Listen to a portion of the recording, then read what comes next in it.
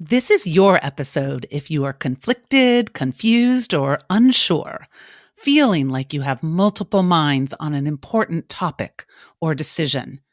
If you are having trouble sorting out your thoughts and getting to clarity, I have a simple but remarkably effective tool for you. It's the head, heart, gut check.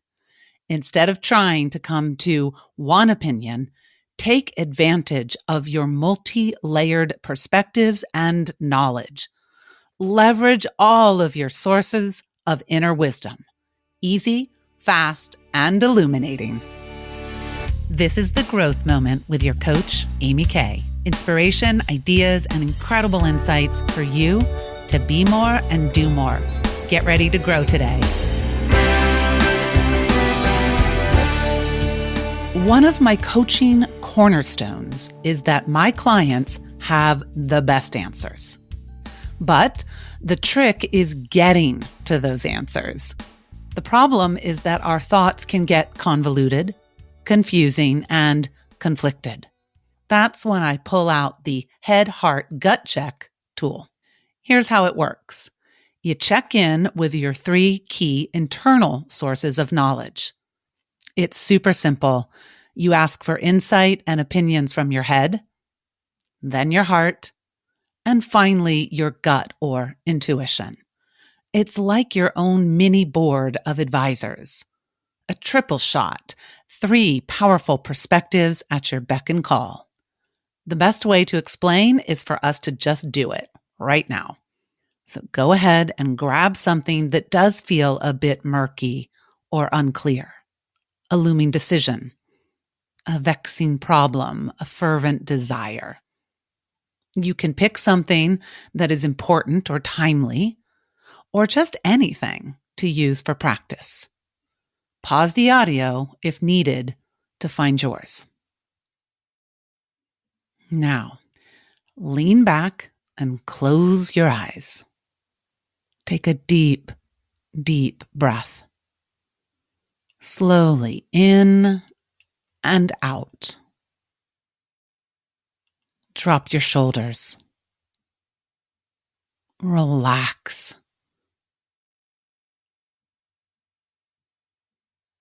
Easy does it. Let's check in with your head first. What does your head have to say about your decision, problem, desire, or whatever you chose to practice with? Be a good listener. No judgment, editing, or second guessing. Be curious and open to your head's perspective. Usually it is the more logical part of you, but give your head full permission to speak freely in its own way. Keep asking and listening. Head, what do you most want to tell me? Is there more? Anything else your head wants to share? Pause the audio to take your time listening to your head, and then jot down your head's insight, perspective, and thoughts. But make sure to just listen. Don't argue. There's no need to act on your head's take at this moment. It's just information, nothing more. And thank your head. Thank you so much for that insight. Okay. Now for your heart. Close your eyes again. A deep breath. Put your hand on your heart. What does your heart have to say about your decision, problem, topic, or desire? Oh, give your heart loads of grace and space. Sometimes the heart needs a few extra beats to feel safe to share. Be extra aware.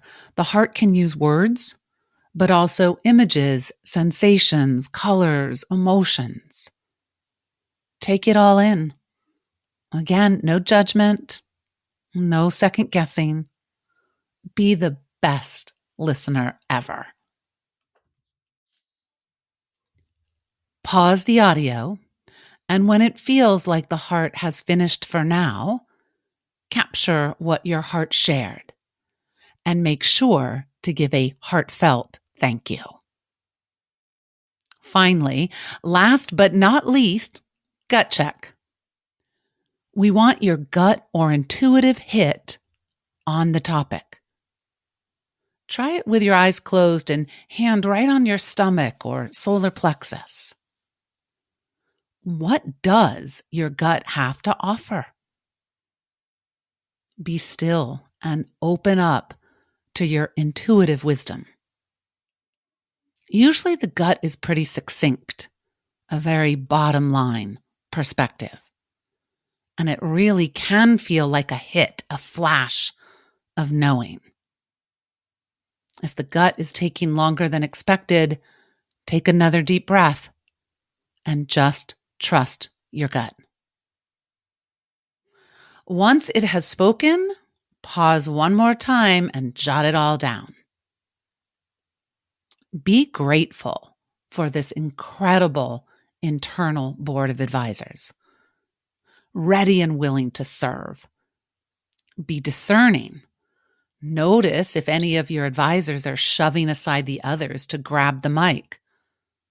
The head often tries to take over, pushing the heart out of the way, especially trying to dominate the process. One way to tell is if it feels a little lectury, it's probably not your heart speaking anymore. You can gently push back, put your hand on your heart, and invite it to start again. A little coaxing. Now, you should have 3 different chunks of information. When we come back, we get to figure out what to do with it. Okay, time to leverage this wisdom from your head, heart, and gut. To get a deeper feel for the process, I want to share a quick client example. This is a 4-minute clip or so from one of my coaching groups when we were playing around with the tool. My client, Massey, said she was cool with me sharing it. We jump in after I asked Massey to lean back and look at what she wrote down and really take in what her circle of inner advisors had to say. Well, I put down, I've really been thinking, because Amy, you emailed me like, what is my goal for the month? And my goal for August and into September and probably into the fall is to create space for me to be in spirit, because I'm not doing that. And I know what's really important for my overall health and well-being. So yes, my head's very lectury about it. Like, you need What did your head have to say? I wrote down, you need this, otherwise time will continue to control you and you are robbing yourself of real living. Very serious, the head. My head is very serious, which is why I need to do this. Then my heart says, this is where you find joy and feel inspired, nurture and feed yourself. Feel the gentle, the bad cop, good copness. Your heart's like, oh, sweetheart, and it's joyful and it's going to be nice. Yeah. And then my gut says, once I make this time, I'll protect it at all costs and more of life will open. So. Oh, wow. I'm just really impressed with or struck by your gut, like its voice. Yeah. I think there's a ring to that one. There's a resoundingness to your gut. Mm-hmm. What do you take from these 3 areas of knowing, these advisors? I think it resonates with that deep want, like that wanting. It's a good exercise for me because I spend so much time in the lecture component of life that has shoulds and you need and musts. But really it grounds me into the why. And once I think I connect with that why, then it floats to the top of the priority list, right? I've been so thinking about that quote that I'm not sure, maybe Krish gave it, but from Pema Chodron, like, I am the sky, the rest is just weather. I don't know who said that 2 weeks ago, but it had just really kept me sane. And so that's part of being part of the sky. Can you ask all 3 for a quick check on? And then, so what does creating the space for spirit actually look like? How can they help you into the doing of it so you can have the being? Well, my head says like logically, like schedule this in, just put it into your calendar and schedule this in, or get up earlier, whatever the heck doesn't work in my real life. And my heart says, just find it in the in-between moments. They're kind of at a opposite ends, so to speak. And I think my gut knows. To cover both. I like, kind of cover both angles. And my gut knows it's somewhere in between. I do need to book something out and be intentional about it, but I'm not so sure it has to be structured and rigid. So intentional, book it, action, but with the grace of the hearts, you can fit it in between. Yeah. Yeah. That's really lovely. It's much needed. So I will be working on that somehow. It's that simple. You are just considering the opinions, information, and perspectives of these 3 inner sources of wisdom. They each have something valuable to offer. But these 3 are not necessarily infallible or the be-all and end-all. There might be important external sources of knowledge and wisdom to consult. Remember, you are in charge. These are just advisors. And it's often the combination of the sources that creates the real power. Now it's your turn. Lean back and take in what your head, heart, and gut had for you. Read everything you jotted down out loud. Give each perspective due consideration. What stands out? What can you see as you combine and balance the information? What new clarity and insight do you have now on your topic, problem, decision, or desire? Of course, pause the audio and take all the time that you need. The final step is to ponder, what will you do now? What is the very next step? It's not just about thinking. Coaching is always also about the doing. Like Massey, you can ask your head, heart, and gut for advice on next steps. The conversation and collaboration isn't finished, it continues. What I love about this tool is how fast and easy it is. You always have immediate access to incredible insight. These 3 resources are literally walking around with you all day long. But the deeper wisdom comes from taking the time to pause, really listen, and be respectful and grateful for each perspective. Take them seriously. And I do think the order matters. The head likes to be first, and the heart usually needs a little more space.